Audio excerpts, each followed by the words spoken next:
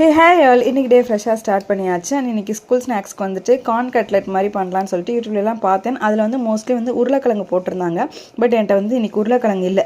சரி, அதுக்கு பதில் வந்து கோதுமை மாவு போடலாமேன்னு சொல்லிட்டு கோதுமை மாவு, கொஞ்சோண்டு உப்பு, சாட் மசாலா, கொஞ்சமாக வந்து கரம் மசாலா இதெல்லாம் போட்டு பிசைஞ்சிட்டு அதில் இந்த கார்ன், வெங்காயம், கொத்தமல்லி இதெல்லாம் போட்டு மாவு மாதிரி பிசைஞ்சிட்டு நல்லா சப்பாத்தி மாவு பிசைஞ்சிட்டு அதுக்குள்ளே கொஞ்சமாக வந்து டேஸ்ட்டுக்கு சீஸ் வச்சு இந்த மாதிரி தட்டி தட்டி போட்டு கொஞ்சமாக வந்து எண்ணெய் ஊற்றி அதில் ஃப்ரை பண்ணி கொடுத்துருந்தேன்.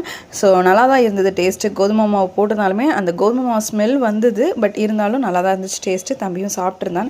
இன்றைக்கி ஆர்டர் பார்த்திங்க அப்படின்னா பிளான் ஹேங்கர் தான் கேட்டிருந்தாங்க. இது ஒரு ரீசெல்லிங்காக கேட்டிருந்தாங்க. ஒரு ரீசெல்லர் தான் கேட்டிருந்தாங்க. 3 டிஃப்ரெண்ட் சைஸில் வந்து ஒரு செட்டாக வந்து கேட்டிருந்தாங்க. ஸோ அதை செஞ்சுட்டு ஃபோட்டோஸ்லாம் வந்து சூப்பராக வந்திருந்தது. உங்களுக்கும் வேணும் அப்படின்னா டிஸ்கிரிப்ஷனில் நம்பர் ஷேர் பண்ணுறேன், வாட்ஸ்அப் பண்ணுங்கள்.